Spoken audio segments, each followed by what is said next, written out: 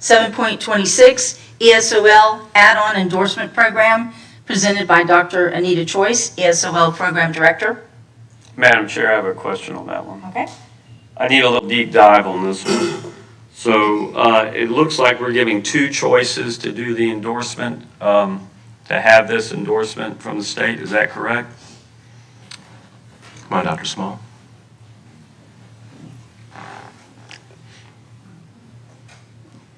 Hi, it's my understanding it's not two choices, but anyone moving forward for an endorsement will have these requirements. So it's an updated version of the current requirements. So is this a requirement for our teachers, or is it voluntarily? What's For our student, our teachers have to be endorsed in ESOL in elementary schools, and so someone coming into our field would need this endorsement, and these are new add-ons to obtaining that endorsement.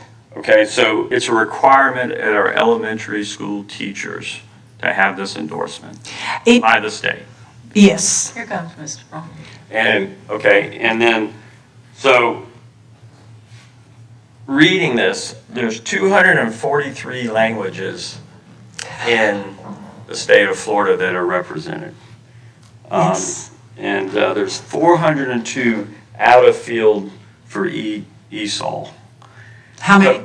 402 is what I read in there, out of field, certifications for ESOL. So it seems onerous for our elementary teachers to do. Do they get any extra money for getting this?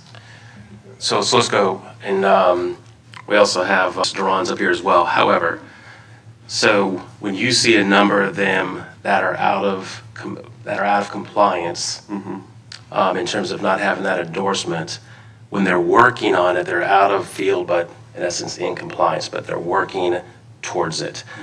Do they get? Let me back up there as well. So when we do our legislative priorities, this is one of the items that we talk about, that each individual item of itself is good for students. But when you pile on all the additional things that are good for students, which is a great thing, but when that individual teacher has to do this one, this one, this one, this one, this one, and we have actually showed a list of all the different ones, it's just a lot.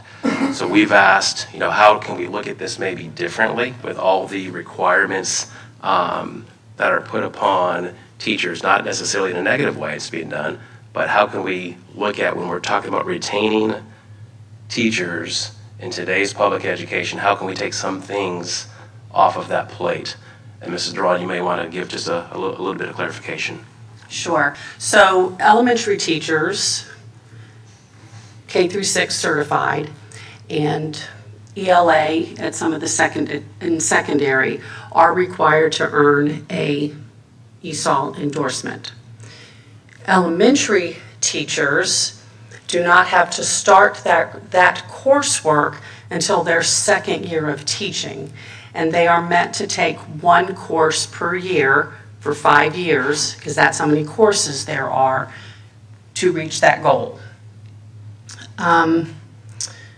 So that pretty much covers it. That's how we've been able to slow down or lessen the workload, if you will, because they also have the reading endorsement that they've got to be completing if they didn't do that prior to being hired here. And Madam Chair, I know you well remember the requirement for secondary language arts teachers. Yes. Actually, just 2 years ago, I renewed my certificate and did it. Right. Mr. Braun, I went and got online and did it. And it was quite extensive, and I know some teachers said that it was basically the equivalent of a master's degree in terms of. Well, they have scaled it down some, but It's scaled down some. plus they have to have the ESE added Right. piece. But Yes, for Mr. and we Hyman's question- do have a mechanism in place to reimburse the teacher that is adding the ESOL to their certificate. The year that they add it, we have an MOU, I suppose, or it's in the budget, that they will be reimbursed the cost of that test and adding it. And regarding the requirement probably would need Mr. McInnes to give me a review of the consent agreement, I believe, that was reached with the state of Florida as a result of litigation, and which basically passed the requirement on to our folks. Is that right, Mr. McInnes? Or maybe you can take a look at that and share that with us. Well, And I think, and also to respond to your comment about 400 out of field, so Mr. Chambers addressed that. They're out of field until they have completed all 5 courses. They're compliant when they're doing one a year. So we kind of monitor that and make sure they're moving forward. and I understand that, and it's basically a state requirement that we're having to Yes, find. yes. I get that, I understand that. Principally, I disagree with it. You know, compassion without prudence and reasoning, I mean, can cost too much. I mean, and so principally is the issue. The way you provided a couple options, I'm all on board with that, but principally, I have a problem with that. I mean, there has to be, I understand it, we want to help the child that comes in, no matter who they're from, where they're from, or whatever. And if we don't do that, then our grades reflect that, and, you know, it looks like we're doing a poor job. And at the same time, 423 languages in this state? It is a lot, and those courses do help, and the idea is it helps for any language, provide a scaffold, teaching teachers to use visuals and different other little techniques, no matter what language that they're from. But just to speak to your point, right here in Okaloosa County, Destin Middle School had 17 languages represented in that little middle school alone. And Which is just I don't think the phenomenal. public realizes this. I didn't realize it before I got on the board. It's something that the public needs to know about. We need to help out. I don't like the state jamming these requirements down. We got to do what we have to do. But principally, it's an issue for me. But thank you for the explanation. I just wanted to clarify that. So, Madam Chair, I have a question. Yeah. And I'll just follow up on Dr. White's remarks earlier about this is for public school teachers. So what about like charter school and private schools who receive taxpayer dollars? Are they under the same guidance? So Mr. Ron's going to come back up here. And the reason why I bring these up, it just shows that, you know, these are the challenges that we face. And Absolutely. I can't speak to the private schools, but I can speak to charters. And yes, they are held to the same line, and we, in the professional services office, keep monitoring that. And they're just as responsible to report to our school when they have a teacher that's out of field or not in compliance. In my understanding, on the private side, they are not.